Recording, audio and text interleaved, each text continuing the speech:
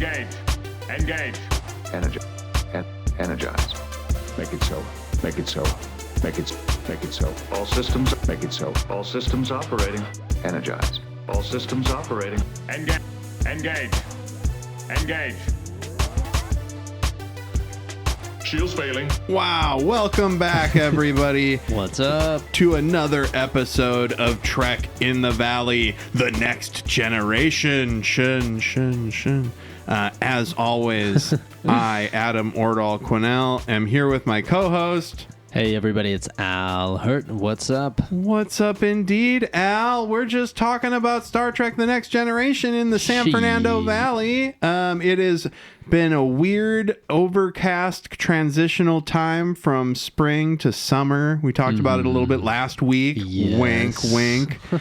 We recorded these episodes back to back. Predict the future here. And so we are going to continue talking about Star Trek The Next Generation. Not much has happened to me since, I guess, what do we do? We don't recapped the animated series. Okay, excuse me. First, we're basically a recap series of Star Trek. Yeah, and now we're on The Next Generation. Yes. We talked about the original series and we talked about the animated series. And now we're on Next Gen. Finally, this is the brass ring. This is what I don't think any podcast has ever covered Star Trek The Next Generation. Really? I think we're the first one. That's what I said in the trailer. I said boldly go where probably no podcast has ever possibly gone before. Honestly, the original series too. I'm glad we made a run through that because there's so many Star Trek podcasts. Context. That was a joke. We love you all. Yeah, of course. Continue. It's created so much context. I was talking over you. I didn't mean to interrupt, but it just watching the original series, I'm glad we went through that because it made so much context of like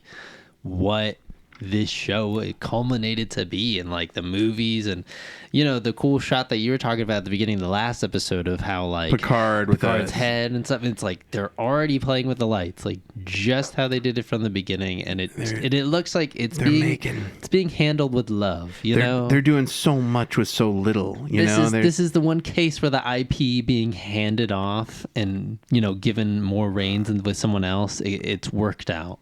Yeah, well, I mean, Gene Roddenberry created this show. True. He was alive. But he was still inputting stuff. Yeah. People were writing. Yeah, but he was him and Rick inputting. Berman, I believe, worked on this. But that's why like the script comes off clunky too. Is the way we were talking about how like uptight everybody is. But yeah, we're saying it's two stories that they put together. Yeah, with this one like interesting tie-in of the result of the first one. Yeah, dude. But I think it's a cool new introduction of like these characters and how, what's it called? Did we see McCoy? Yeah, we saw McCoy. Yeah. So. Oh, that's right. On Trek in the Valley, we didn't do this last week because we didn't have. We're kind of starting. So I thought about this a lot, and we're still Trek in the Valley. This is episode 120 of Trek in the Valley, but this is Trek in the Valley: The Next Generation. Now we're officially branded as that. I think. Yes, we got a new cover, and so we've got new art from Josh Trumbo. Thank you, Josh Trumbo. Thank you, Kamikaze Snowmen. They've got a new album coming out that they did. I believe they crowdfunded some of it, and it's going to be fucking amazing. I can't believe I haven't mentioned that. Okay, I'll talk about them later. That's my recommendation: is track down everything you can find from the Kamikaze Snowmen. Now, we have a segment that we start after we bullshit for a couple minutes. We kick off with a segment. What does Al remember? What do you remember about last week's episode of Star Trek: The Next Generation? Well, yeah, good thing you brought that up because I was just about to cover most of it. I guess I saw that. See, that's what 120 episodes in. Yeah, so they were zipping around out there. Well, actually, they weren't yet. I mean, no. The first shot is them in space, but then it's Kirk turning or Picard. God, I'm gonna keep saying Kirk for a while. It's Picard. Jean-Luc Picard. Picard. Harvey Picard of American Splendor. It's just Picard in his feels right now, and you're mentioning he's a Shakespearean actor, so we get those feels out of it. That's what's great. We start with the last series being Kirk with being a cheesy TV soap opera actor. Sort of, yeah. Now we have the same thread of, Picard being a Shakespearean actor and just bringing in his different chops to the main floor. Of course, we should play played by Patrick Stewart. We didn't do anybody's names. Patrick Stewart, by the way. There was so much that we had to cover. We were very excited. And something. I'll keep going. Keep going. He goes to the bridge, and then he meets up with everybody because they're trying to go to Farpoint Station, investigating something. Yes. And as he goes to the bridge, we see everybody else. We see big characters. Deanna Troi, who is played by Marina Sirtis. Marina Sirtis, thank you. And then we see not LeVar Burton. We don't see him yet. See Worf. We Michael see Dorn. Michael Dorn. Yeah. And then we also see Data, who is Brent Spiner. Of course, what classic. Yes. And you mentioned Denise Crosby as Tasha Yar. Yes. Mm-hmm. And just by switching the genders and switching these different roles and introducing the counselor, like I was always telling Adam, I was like, these people go through some crazy shit. Dude. Like there's got to be somebody that breaks it down for them. Yeah, and Deanna Troy's Data being the new android and like replacing stuff. It's awesome. Data, the introduction of Data is so great. Kicked off to like some crazy stuff. And so what happens? Oh yeah, so they're going to Farpoint. Should be easy. They go to Farpoint. They've solved the thing. Of course, it should be. But of course, the way this show goes, it's the hell ship, and nothing ever goes easy. They get caught up at this random border, this wall of like a space net. Yeah, they get caught by a space net. Yeah, and Deanna Troy's like, I feel this fucked up entity about to stop up. She feels a lot of emotions. Yes, powerful she introduces intelligence. a lot of the. She introduces a lot of the shit that's going to get in their way, right? So then they get blocked at this wall, and they're trying to go around it. And then this super alien, and well, I mean, who knows? It's just this this other entity, this other being, boards their ship, kind of beams in, and is like making fun of the human race. And his name is Q, or their name is Q. Q from the Q Continuum. Yes, the Q Continuum. And he's saying, hey, you guys better go back where you came from. The human race is gross. All you guys do is kill each other and just kill each other and kill each other. Picard's like, okay, well, put us on trial. And he's like, no, just go back where you came from, or I'll kill you. And they're like, no, you wouldn't kill us. And then he freezes one of them, and then he's like, no, seriously, turn around and go back. And then he vanishes, and they freak out. Yeah. And Picard's like, okay, we're going to do this for the first time. We're going to zip away as fast as we can, and then we're going to do a saucer split. I'm going to try to outrun them. We're going to shoot some proton torpedoes. I think we'll be okay. And then he goes to his battle station with there's a few Troy, Data, and Worf tries to go with them. Yeah, but Worf can't go with. He's got a pilot. He's got to be in command of the saucer section. Exactly, and he tries to get all the civilians out of the lower half to the saucer. So then they try to escape. The wall turns into a ball. It catches up to the battle station section, and then this crazy haze happens, and boom! All of a sudden, Picard, Troy, Deanna Troi, Yar, and Data are all on trial. It kind of seems in a post-nuclear trial filled with a bunch of mutants, and Judge Q is presiding. Yes. And Judge Q lays down the law, quote unquote, where there is no law, and it's kind of this weird back and forth between Picard and Q. Bit of a kangaroo court, you would call it. Quite literally. And Picard's asking him, hey, you told us you'd give us a fair trial. And it's, Yar trying to, take possession of the situation, power over the situation. She tries to beat up a guard, but then the guard ends up getting shot. It's a whole mess. Troy's like, whoa, this does feel real. Like, my psychic powers are telling me this is real. Mm-hmm. And I don't know, it's all this freaky, existential stuff. Yar gets frozen. Yeah, but then, Q is like, you know what? No, I'm not that big of a dick. And then he, thaws her out in a second. Mm-hmm. And then Picard goes, well, I mean, put your money where your mouth is. You don't want to test us because you think we'll win. And you'll fail. And he's like, no, I think that's dumb. No, let's go ahead and just do this and just like, I guess they just shake on it, sort of. He is going to test them. Yeah, he is. He He's says, like, you know what? Wait, you're on your way to Farpoint, right? And he's like, yeah. And he's like, well, there's a lot of fucked up shit going on over there, so hopefully you'll figure it out. What you face in Farpoint. So, Hold on a second. Okay. What you face at Farpoint is going to be a real fucked up test for you anyway. Peace out. And then he snaps his fingers and they're back on the battle bridge. And O'Brien is we're on our way to Farpoint. What the fuck? Yeah, he's like, we're just going to meet up with the saucer, right?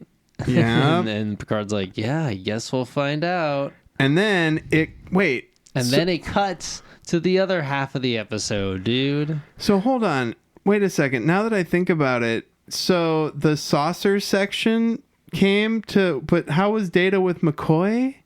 They already have linked back up. Mm-hmm. Duh. So they've already linked back up with Riker and all that shit. So you're still doing the What Does Al Remember segment. Continue. Yeah. Sorry. So the other half of it's a thick episode. The other half comes up and then we're introduced to Riker. The douchebag his name is Will Wheaton, Wesley Crusher. Weslly Crusher, his mom Beverly, Geordi, who is Gates McFadden. Yes. And then, then we have Geordi. And this is at Farpoint. I'm sorry that I interrupted you. No we had a little technical hiccup and I lost where we were. But so now they're on the battle bridge heading to Farpoint. Yes. And all the people that you just mentioned, we've met at Farpoint and shit is weird. Yeah, weird shit's happening at Farpoint. Who else have we met at Farpoint? It's Crusher. No, the guest star. The guest star. Oh, that's right. Groppler Zorn. Yeah. The Groppler. And he yells at the planet for some reason for getting him an apple. And then Groppler Zorn weird who's Groppler Zorn? Groppler Zorn is the person that constructed Farpoint Station, right? Yes. Yeah. Okay. Perfect. I'll remember. Baby. And what else? Oh, yeah. And all this weird shit's happening on the planet. And then Crusher's like, hey, I mean, don't make more work for yourself, Riker. You're such a nerd. And then it happens to her. And then she's like, oh, shit. Crazy shit happen. Yeah, maybe we should look into it. And then LaForge is like, hey, just the battle parts here. This is kind of weird. And then Riker basically gets introduced to the shit. And it's funny because he watches his video and the video's like clips of what all literally we stuff. just saw from our point of view. Part 1. Yeah. And then that's his own recap podcast. Yeah, right. And then as soon as that happens, he comes back and he explains to him what's going on. And he's like, okay, cool. Yeah, I mean, I basically get it. And then there's this really weird test, and I believe that they added this part just for the sake of having a middle part or like some point of conflict. And he's like, "Hey, we're meeting back up with the saucer. You're a trained pilot, right?" And Picard is saying this to Riker. Picard's like, "You're a trained pilot, right?" And he's like, "Yeah." And he's like, "Well, just put this back together. The saucer and the battle station. Reconnect it manually." And he's like, now? Like, you want me to go now? And he's like, yes. Do it right now. No automation. Yes, no automation. And Data's like, are you sure? Oh, yeah. So anyways, Riker goes to the bridge and is about to start whatever it is, I guess, giving directions. And Data's like, wait, I mean, you're just going to do this without automation? And Riker's like, yeah, I guess. As the captain says. And Data looks at Geordi. Data looks at Geordi like, I don't fucking know what's going on here. Yeah. And it's O'Brien and Data. Oh, and then O'Brien Yar. And Data look at each other, and then also Yar. And so then there's all this dramatic music. And again, there was a bunch of dramatic music when they were separating apart. So I was thinking in my head, like, okay, this is the next big climax of the movie. Or not the movie, excuse me, the show. And, Riker does his, directing, and they get it back together. And it's all this great epic music. And after that, do they ever start investigating in Farpoint yet? No, they put the saucer back together. And then Picard's got to go meet with the Groppler. Yeah, no, that's right. But before Picard and Riker have this heart-to-heart, and that's right. Picard's hey, man. Yeah, no such worries. a dummy. You're remembering. Hold on. Yeah, I got you. It's what does Al remember, right? Yes, Not what does Adam remember. Go for it. So what happened was they have a little heart-to-heart, and, we find out a funny confession that Picard already makes from the get-go. He's like, I hate kids. Please don't make me look like an ass around kids, Riker. Can you do that for me? as my first officer. And he's like, yeah, I mean, yeah, I guess. And he also asks Riker some questions about like you disobeyed your captain last time. But Why is that? It was to protect the captain, and he's like, you don't become a captain without knowing that stuff. And Riker's like, yeah, but you were a first officer, you fucking get it. And then they work it out. God. Hey, that relates back to the rehearsal thing that I was watching, and how the first officer needs to speak up, Captain All Ears and Captain Blunt. Anyways, so they have their little get together, and then we get a really cool like sequence. Oh yeah, and then we're introduced to Geordi LaForge very quickly for like 2 or 3 minutes, and we learn that he's in constant pain because of his visor. And from the get-go, you're like, wow, this guy's been through some shit. And Beverly Crusher offers him painkillers and exploratory surgery to fuck up the part of his brain. And Geordi's like, no. And so then we get Riker, and he enters the bridge, and we get this really nice, like, overpanning shot of the ceiling and then down to the center of the bridge. And it kind of looks like this interesting, like, beige, like, warehouse, like, furniture warehouse in the 90s, you know? It does. But then it has, like, these cool curves where it's, like, bleeding more into the 90s. I love that. There's, like, the Enterprise 80s. Oh, it's bridge. gorgeous. It's so big and so wide. Sleek. Yeah, it's sleek. And there's, like, way less chairs. There's way less buttons because it's, like, so many fewer chairs. It's all compiled, you know? Yeah, it's like they finally kind of figured it out and wanted to make everybody comfy. You should stand at your station. Yeah, right. In the back. Worf is standing at his station in the back. Yeah, but there's a chair, I think, in front that he could sit on that swivels. But anyways, what was I going to say? Oh, yeah. So then Worf is like, oh, by the way, we have this admiral that was checking out our medical layout, and he wants to go back to the Hood by shuttle. The Hood is another ship. And the Hood, yeah, is another ship. Why wouldn't he just beam over? Yeah, exactly. And Riker's like, what the fuck? What's his deal? And Worf's like, I don't know. This guy's pretty stubborn, and I guess he's very particular about his ways. And then it hard cuts to a very raggedy old McCoy. Yeah, with a lot of old... It's DeForest Kelley with lots of old guy makeup. He's like even more old guy makeup. Right? And it's all magical, and he's arguing with Data, and he's like... Like Data's his Vulcan. Yeah. And Data's like, well, I mean, I guess I should accompany you on this shuttlecraft. I mean, when you can just beam over, you know, you think at your age you'd want to make things quicker. And McCoy's like, I'm fucking happy I'm goddamn alive, you idiot. Yeah, and he's 137 years old, and that's all that shit. Yeah, and then he accuses his intelligence of being a Vulcan, and Data's like, I'm an android, and he's like, it's the same fucking bullshit. Yeah, he's like, I'm racist against Vulcans and androids. Yeah. And Data's like, oh wait, aren't Vulcans supposed to be great, you know? And then it's basically like a passing of the torch, quite literally, because we see the Force Kelly leaving. Because he hands Data the torch, the Enterprise torch. Basically, it's got the right name. Yeah, right. He's like, it's got the right name and the right build, and you know, if you have faith in her, she'll lead the way. And she'll always get you home. She'll always get you home, except for all the times that she fucking explodes and doesn't actually get you home. And sometimes you got to get home on a Klingon ship, and sometimes you got to get home on a Vulcan ship, and sometimes you got to get home on a Romulan ship because she blows the fuck up all the time. Anyway, let's get the fuck out of here, you goddamn robot. Yeah, right. And that was it. I see some shit. And that was part one. The part one. That was the first Star Trek The Next Generation anything that people saw on fucking TV. Can you believe it? And we're here talking about it 40 years later, just about 38 years later. And that's it. So now... Yes, what happens to this Farpoint station? Where it's going to go? Well, I forgot we haven't even gotten to that stuff yet. And we'll see. So here we go. We're now kicking off part 2 of Encounter at Farpoint, which, of course, as we know, aired on September 28th, 1987. Mm-hmm. And we've already read the synopsis. Go listen to the last episode. Why are you listening to this episode if you haven't listened to the last one? Yeah. What a weird time to get into the series. This is episode 121 of Trek in the Valley.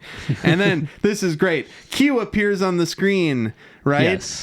He's like a disembodied head floating and transparent, a little bit translucent. It's like a for Adonis. It is. It's just like that. Mm-hmm. And then Worf fucking quick draws his phaser, and Picard's like, put that down. What are you going to do? Shoot at the fucking screen, you idiot. Do you intend to blast a hole through the viewer? And he's like, I didn't think, sir. And this is where Q is saying, you risk summary judgment, Captain. don't fuck this up. And he's like, Riker goes, Worf, don't worry, man. You reacted fast. That was cool. And Picard goes, fast and futilely. Yeah, There's nothing like we can idiot. do. I'm sorry. I'm such a grouch. Yeah, I haven't had my Earl Grey hot yet. He's like, I'm sorry. I'm just dense. And so now they know that Q is listening and watching everything that they do. And he says, if we're going to be damned, Picard says, if we're going to be damned, let's be damned for what we really are. That's the quote I pulled for this episode that I really liked. And so he's basically just like, we're just going to do our fucking shit. Yeah, Riker's like we always do, Riker's or like we always will do. Yeah. Riker's like, how are we going to fix this? Picard's like, by being Starfleet officers. We're just going to do our shit. Do our job. And so then what happens, Al? It's cool because all of a sudden we're already getting the first like kind of officers meeting, senior officer like back and forth. Yeah, and it's Picard and Riker. Yes. And Riker's running down what's weird about the station. He's like, I thought about a fucking apple, and there was an apple. And Beverly Crusher, you'll meet her later if you haven't already. But you know her because you knew her dead husband. And anyway, and then they made an apple appear. Did I tell you about the apple? And yeah, Picard, right. and basically they're saying that for the construction materials used here, there's stuff from all over the fucking galaxy. Many of the materials are not even found on this world. Like, where are these materials coming from? Yeah, and he's like, well, this almost seems like magic, you know. Yeah. And Picard says Picard's like, magic doesn't happen in space. Picard says in your report you described an almost magical attempt to please us. And then strange. They're gonna beam down, and Picard says, "I'm looking forward to meeting this Groppler Zorn." I love that. What a great fucking line. Sounds like a UFC wrestler. Groppler Zorn. And then we get a weird interaction when Picard is introducing Riker to Troy, but then Troy speaks to him with her mind, and she calls him Imzadi. Do you remember? Can you still sense my thoughts? And it's like, what? He's That's like, crazy. and Picard's like, do you know each other? And he's like, yeah. He's like, yeah, dude. We met before. And Miami was sick, dude. Riker goes, yes, we have met before. Clearly it was more than they've met before. Yeah, and Picard goes, well, that's great. Let's go. Yeah, he's like, well, that's nice. I don't have to fucking introduce you guys. And they get in the turbo lift, and Picard goes, I like it when my officers know what each other do. And they're like, yeah, we definitely do know what we do. Just the way you paused it at this frame, they're just staring at each other, dude. And they definitely look like they've hooked up. I, too, could never say goodbye to you, Imzadi. And there, yeah, desert planet. That looks like Vulcan, but like an old Vulcan village. And this is the Bandy village that's on the surface of the fucking planet. It looks like the Western, with the fake guns. And it's just outside of the station. Yes. And so this guy, Groppler Zorn's like, you brought a Betazoid to probe my thoughts? You gonna look in my brain? And she's like, hey, my father is a Starfleet officer. I'm half Betazoid. Like, my powers aren't even that strong. You got nothing to hide. We're good. Yeah, and Groppler Zorn's like, no, I'm good. Just acting very guilty from the get-go. And this is where Groppler Zorn, and it's so funny because here's what happens, right? What they want is they want Groppler Zorn to make a bunch of Federation wants Groppler Zorn to make a bunch of Farpoint stations. And he's like, I'm not going to do that. And then Riker is like, well, what if we trade you a bunch of materials and you can train some people to do this crazy stuff that you do? And he's like, no, we can't do that. We're not interested in building other facilities. And he's like, and quite frankly, if that's what you want, maybe we can just talk to the Ferengi instead. Yeah, it just was immediately like, fucking pulls the Ferengi card.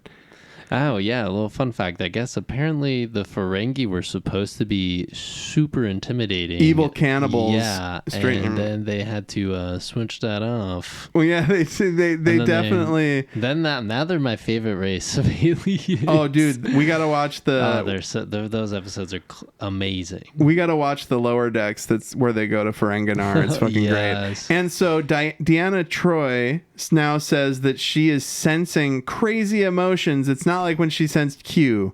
This is despair, pain, and she's crying. And she's saying, it's very close to us here. And the Groppler is like, we have nothing to hide. And this place was built by right to perfect human standards. And you should be thankful for what I'm doing.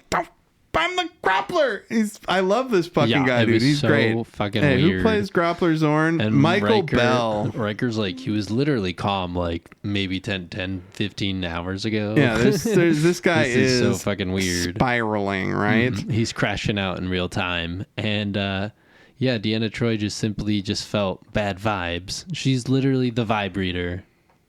Yep, absolutely. And then we cut back to the Enterprise, and Riker is looking for Data, and an ensign helps him find Data by like pulling up a screen and pushing a bunch of buttons. And she goes, "It looks like he's in holodeck area 4J." So now Riker heads down to the holodeck, and he walks in, and it's like plants and shit, right? Yes. And it's a forest, and he finds Data and Data's trying to whistle. He's trying to whistle. What's the song? Yankee Doodle. Yankee Doodle. No, Pop Goes the Weasel. Pop Goes the Weasel. And then public domain song. And Riker finishes it. And Data's like, "Oh wow, man! Humans certainly can do that, can't they?" He's like, "That's amazing. Fuck you, dude. Marvelous how easily humans do that." And then Riker's saying, "Hey, so the captain is going to have an away team, and he wants you to come with me." And Data's like, "I'm going to do my best, man." And so Riker, as they're walking through this forest, is like, "So your rank is honorary, right?" And Data's like, "No, class of 21st. I graduated from the academy." And Riker's like, "Do you consider yourself superior to humans?" And he's like, "I am superior in many ways, but I'd trade it all to feel." Yeah, right. And he is like, "Well, okay, so I guess you just went through school anyways, but props, I guess." And Riker says, "Nice to meet you, Pinocchio." And he's like, "A joke." I love it. I fucking love it. And he's like, intriguing. And Data goes, rules. I think we're gonna be some good friends. So this is what really fucks me up, right? Because I know that that the holodeck is hard light holograms, right? Where it's light that is hard that you touch, right? Because it's hard light. They're saying in this that these plants are real, and how they're doing it is like the transporters are making these plants, and that is fucking bonkers. It is not. Those are hard light holograms, and fuck you. They figure that shit out in Deep Space Nine. And then Data shows him the back wall. He throws a rock at it, and then Wesley Crusher falls in some fucking water. That was a huge rock too. Like imagine if there was just like a hole in it. It was like, I need to. And there's somebody like standing on the other side, like an ensign walking by, like, what the fuck? Oh, it's the robot. Yeah, you're not creepy at all. And then Wesley Crusher comes in and like a dork falls in the river, and whoa! Data hilariously picks him up with one hand, and he's like, wow. And then Picard meets Wesley Crusher, who's dripping wet outside the holodeck, and he goes, "Sir, maybe I should get something to wipe this water up." And Picard says, "Good idea. I'm creeped out. I'm having to interact with a child." What an idiot. And then, of course, Wesley is begging his mom to get him on the bridge. Yeah. And she's like, "I'm not going to do that." And he goes, "I'll just stand by the turbo lift doors." And she says, "We'll see what we can do." Back on the station. Yes, back on the planet. Oh God, Riker's like, "Geordi, I want your eyes down here." Yeah, he goes, "Geordi, get your eyes and Yar and Troy's underground, and Data and I are gonna do stuff on the surface while you guys go underground where it's dangerous and fucking we're gonna be up here in paradise." And they go into a subterranean tunnels. It looks like something out of like the Ridley Scott Alien, but not like with the alien exoskeleton or anything. It's like the Predator ship too, right? With the hallways. And Geordi is examining the tunnel walls with his ultra visor senses, and he can't see. It's like elements that he's never known before. And then Troi is freaking out. She's sensing pain, and then Data and Riker beam down to where they are. Riker pushes her though because she's like, I'm kind of freaked out. I don't want to like sense anything, and he's like, you must. You gotta figure it out. And she says she senses unhappiness, which seems like an understatement with how much she's freaking out. Unhappiness and pain. Yeah, right. And then Geordi, what do you see? And he's like, I see everything, man. It's of no material I recognize, sir. And they go deeper into the thing. And this is where we get the awkward, the turbo lift opens on the bridge and Wesley's standing there and Picard goes, he goes, what the hell? There are no children allowed on the bridge. And then Beverly Crusher steps out and goes, he's my son. Permission to report, Captain. And then we get all their weirdness because they clearly had a thing and know each other. And she says, you saw him years ago when he was just a little kid. And then Picard tries to soften and he says, fine, come and look around, which is fucking Wesley immediately starts looking around for stuff. Picard says, don't touch anything. Yeah, but don't touch anything. I really like this shot from Wesley's perspective of him like taking in the bridge and going through everybody's faces. And then Picard says, you want to try it out about the captain's chair, right? And he sits down and Picard's showing him the panels. And then, of course, Wesley's a huge fucking dork, so he knows what the panels do already. Yeah, he starts finishing his sentences and stuff. And then there's a perimeter alert. And Wesley pulls up a thing and pushes a button and says, we have a perimeter alert, Captain. And he's like, get the fuck out of there. And she's like, Wesley. She's like, my son tried to tell you had a perimeter alert, and he tells him to get off the bridge. It's fucking hilarious. Worf comes in, he's like, you have a perimeter alert, Captain. Yeah, and she's like, and if you would have listened to him, and it's like, listen to him, it's a fucking electronic thing that said there's a perimeter alert. It's a literal notification on my board, on my iPad. And so there's an unknown vessel approaching with no ID, and it looks like a fucking flying saucer. Yeah. And this is going to come up later. Straight out of Mars Attacks. Right? Or Nope. It reminds me a lot of the flying saucer from Nope, which makes a lot of sense considering what happened. So it's a really cool HD remastered flying saucer with a big purple light on the bottom. And then... Yeah, Picard's like, get me Grappler Zorn. Get me Grappler Zorn. Grappler Zorn, you know who this is. And he's like, I don't know who it is. Right. And it's so much bigger than the Enterprise. And then it scans the Enterprise, and he says, we are being probed. Yes. And then we show this great HD remastered shot of the station that's all green in a field of red rock. Fucking love that shit. It looks like the tiny planet from the animated series. It's like the same design as the Tinyville. Yes, that's right. Where they had to dodge the volcano. And so now Troy is sensing additional stuff as though something doesn't want them to be in touch with their ship. And so here we go. The sensor signals are bouncing off. There's just fucking nothing going on. And then kaboom! The saucer starts shooting at the old Bandy City. And it's hitting everything but the Farpoint station, they begin to notice. And then, of course, the away team is underground when all this shit is happening. And they got a bunch of dust falling down there in a cave. And then they get beamed up.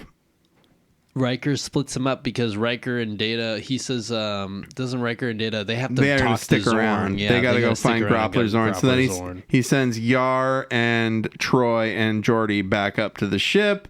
And yeah, Deanna Troy was like, be careful. And Riker's like, whoa, chill out.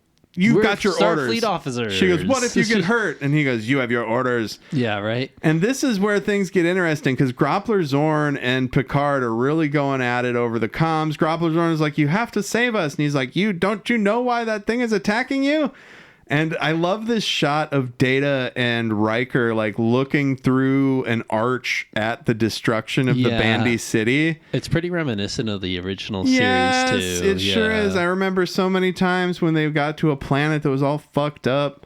And so then he says, you got to get Grappler Zorn and bring him up here, right? So they're going to get Grappler Zorn off the planet. And they've got their phasers locked. And then he goes, lock your phasers on the saucer. And this is where shit pops off because Q shows up and says, phasers locked on.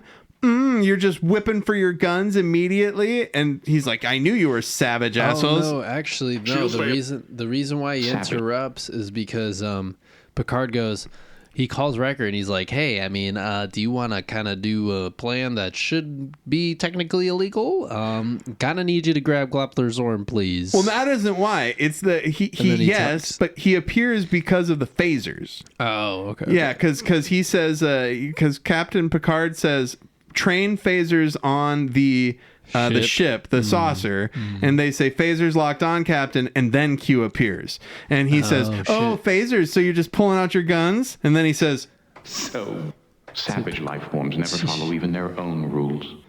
Oh, I just did it. Yeah. I hit it. I synced it up by mistake. That's fucking awesome. And so basically Q is saying you got too hot. You're going to use your weapons, your little piggies, your little evils, oink, oink, fucking violence pigs. And then Picard is like, oh, yeah?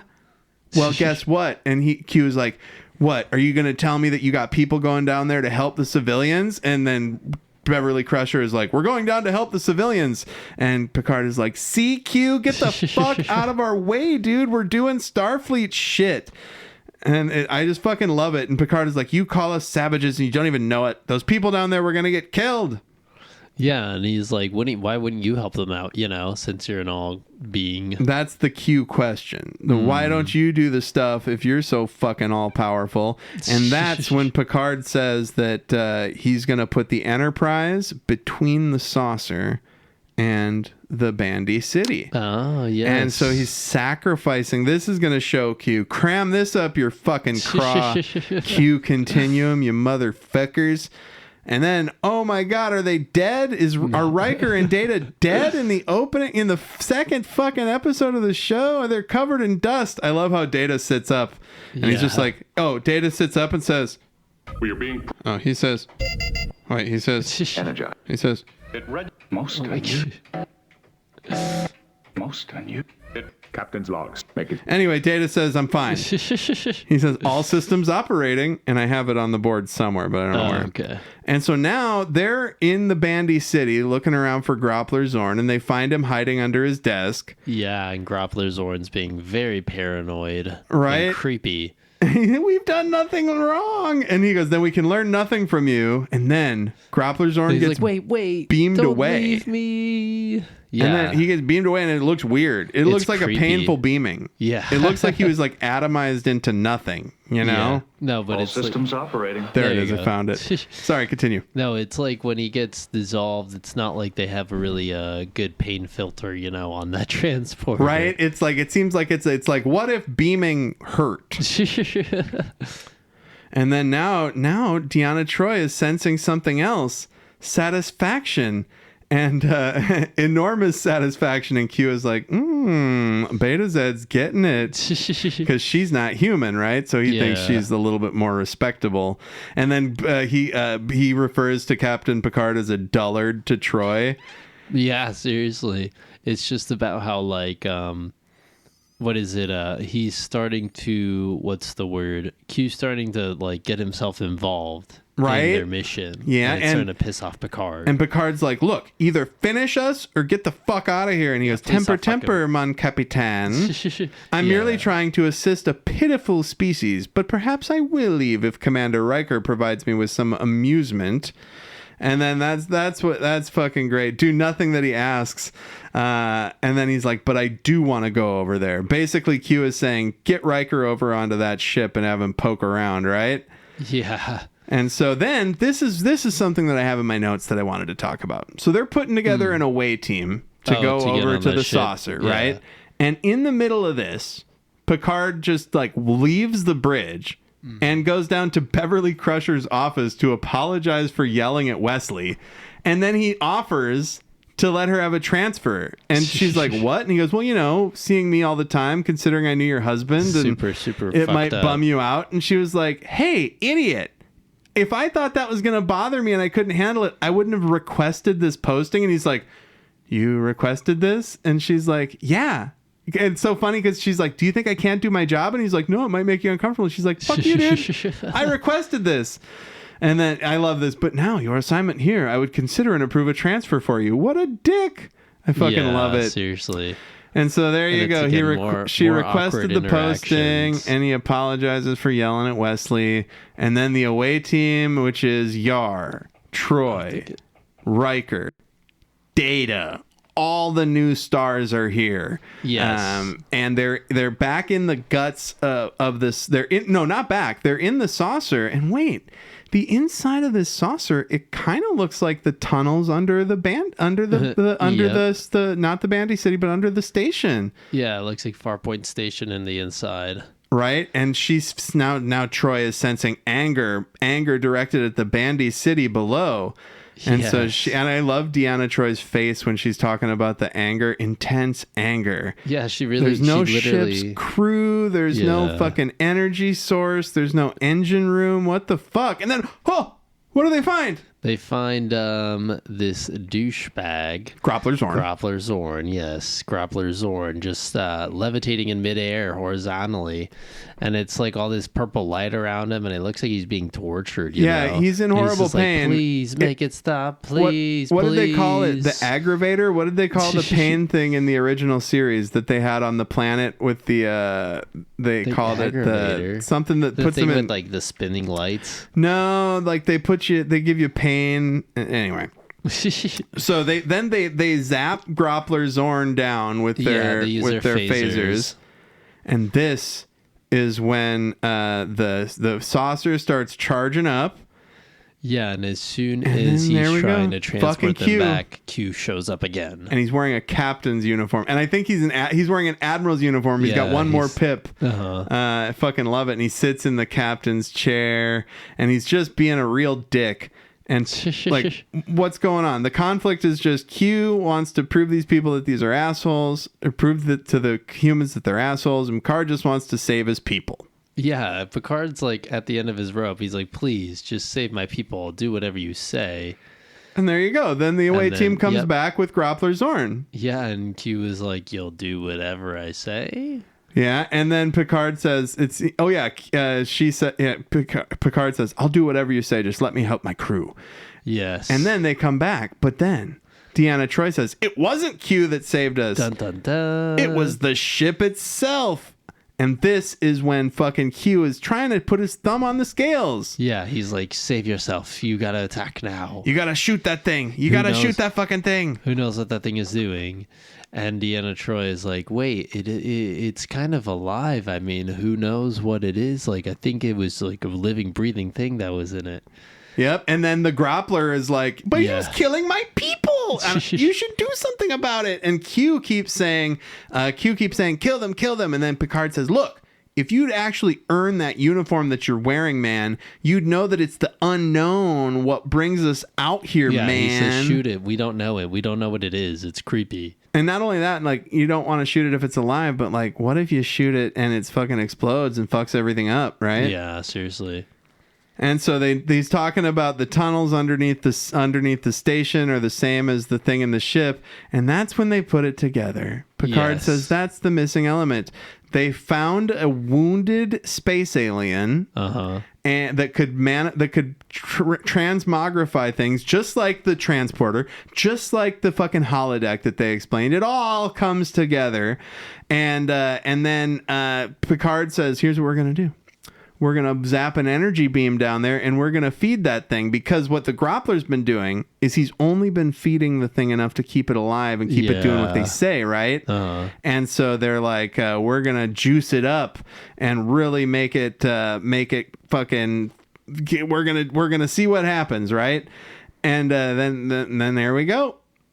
Specific patterns of matter, just like our transporters do. And this is where it reminds me of Nope. When the ship turns over and it's got like a fucking mollusk underneath, or it looks like the bottom of a jellyfish or something. And then it just peels open like a jellyfish. I fucking love that shit. This is when it really goes off the rails. I was just like, what in the hell is happening? This is wild. And there we go. Then this is the saucer. It just expands to its regular form. And it's got all these fuzzy tentacles that come out of it. Looks like a saucer jellyfish hybrid. And then, God, the Groppler's like, okay, you gotta let my people evacuate from Farpoint Station. And Q is like, they're shitheads, just let them die. And it's just like, Q, come on. And then they evacuate Farpoint Station.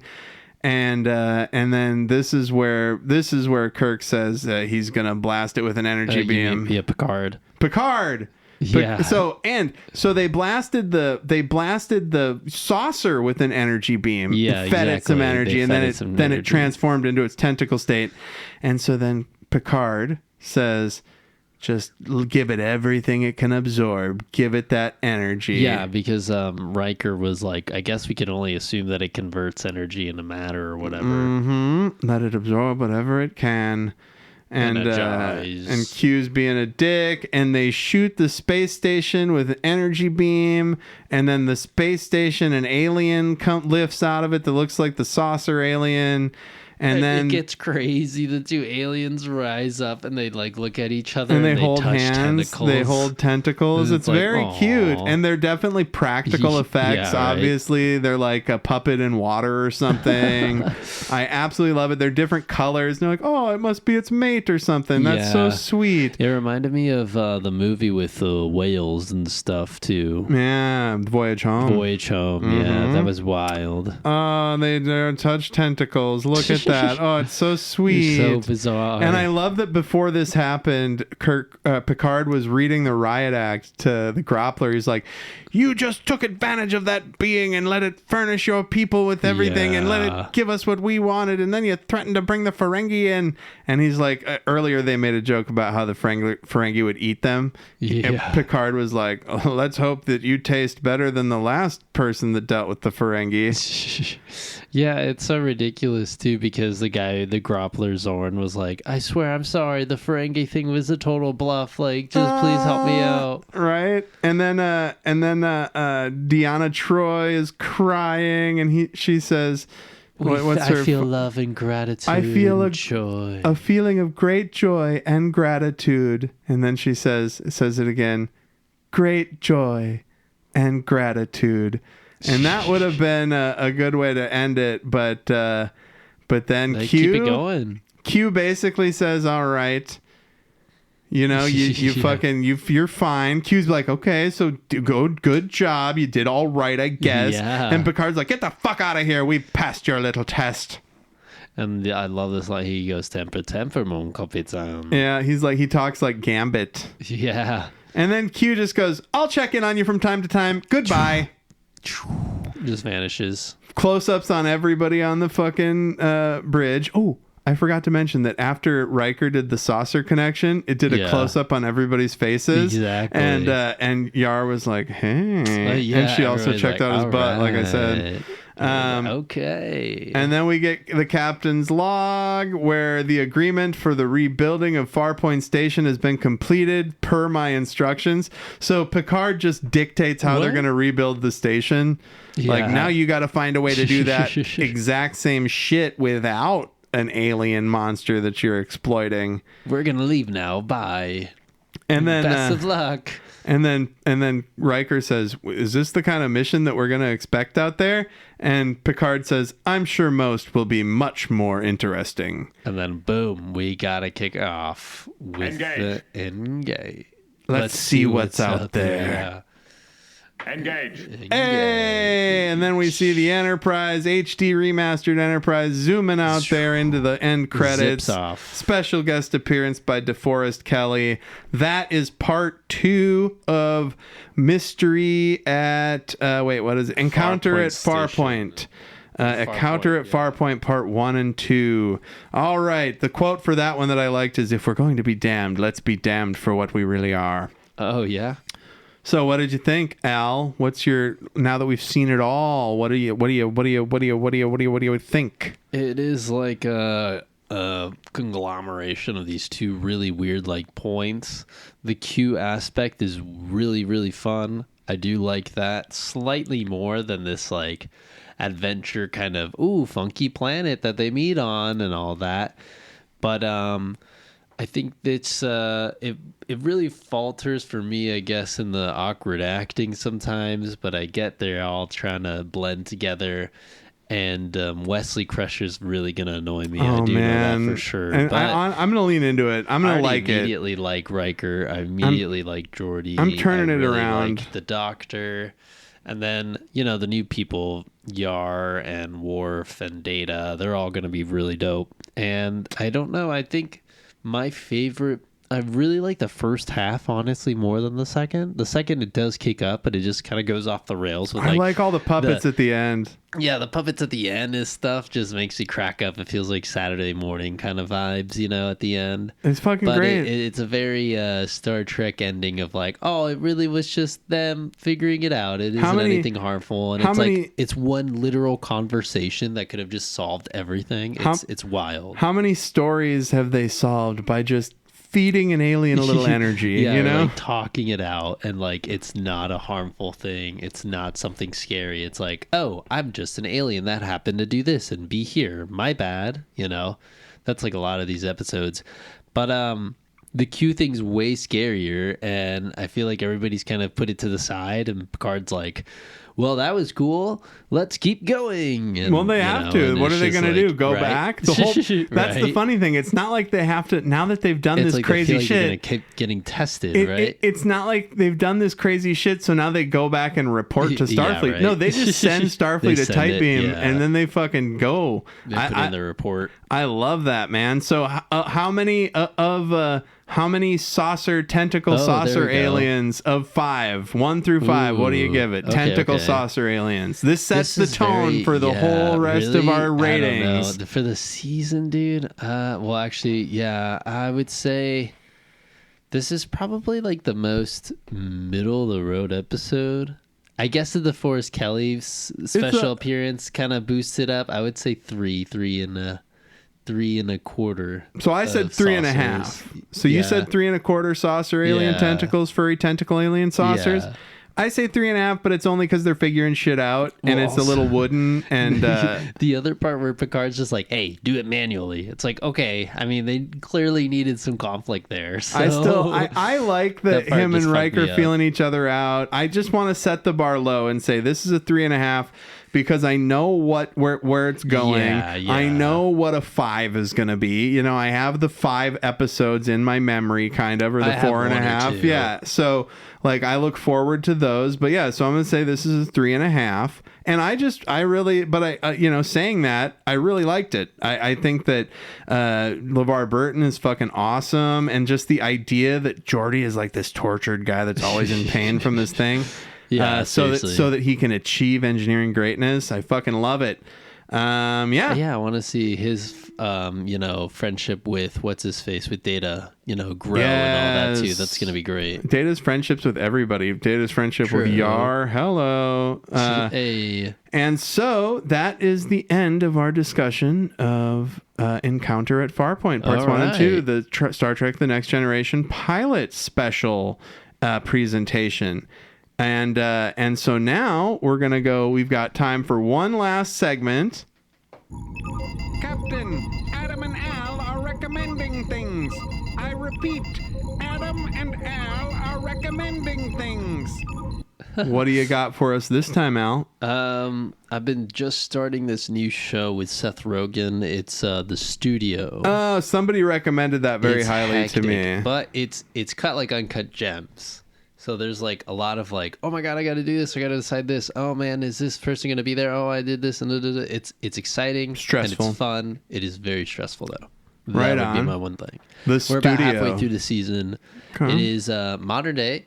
So I thought like by the color palette and they chose and all that and the promotion, I was like, maybe it's something in the past, but no, it's modern and it's pretty cool. They're just referencing the past studio system by doing that aesthetic in the poster. Right. Yeah. That makes sense. And then also it's just, it's about a guy who's just fighting an uphill battle and it's like him deciding between, oh, we got to do like a cool movie or, one for the artist and one for the studio, and he's like learning that relationship of figuring out how to make the right decisions. But I think the decisions with the windfall, that's when it gets funny, where it's like you make a mistake at work, like so many people know in an email, right? Where it's like he makes a mistake and like people are writing articles about it, and, like, people are reading about it, That's so funny. It's like that's a pressure that he's under, but it's also like it's interesting to see how all these little decisions made in maybe 5-10 minutes are just compounded, through these big executive meetings and this and that, and like, I'll have my people meet your people kind of stuff. So I think that's the cool thing about it. But we'll see how it ends. I The mean, studio. maybe like 2 or 3 seasons of it. I don't know. They might have to bring a twist or bring something better. Who knows what's happening with streaming stuff? Seriously, it's weird. And it's like a weird meta take of like how everything is a movie. And I was like, oh, this is Seth Rogen's little ode to movies. Like the first episode, you get it. It's like, oh, he loves movies, but he's making a TV show about it. So it's like, maybe he's going to reap the benefits of this and like try to make his artsy movies. Who knows? I don't know. It's just a really weird like meta take. And then who knows? Like, why would you go to the movies to watch the movie about a movies? You know, it's like, who has the patience for that? So then maybe this is how it's working out in streaming. It's like a very interesting project. So I want to finish it to get to the whole point, but Bryan Cranston's in it and he crushes it. There's a lot of good cast. But yes, it's The Studio by Seth Rogen and what's his name? Evan Goldberg? Evan Goldberg, yeah, correct. The guy they do Preacher and then all that shit. Yeah, yes. I've heard very good things. So The Studio, I am going to recommend, I mentioned it earlier when I was talking about Josh Trumbo, who did our art. He's actually in a band called the Kamikaze Snowmen. They're like a comedy band that I've known for 20-something years. And I've done a lot of collaborative shit with them. They've got 2 albums on every major streaming service, and you can find them on like Facebook, Bluesky, Twitter, and Instagram. And they've actually got a new record coming out that I've heard, and it's really fucking good on Labor Day weekend.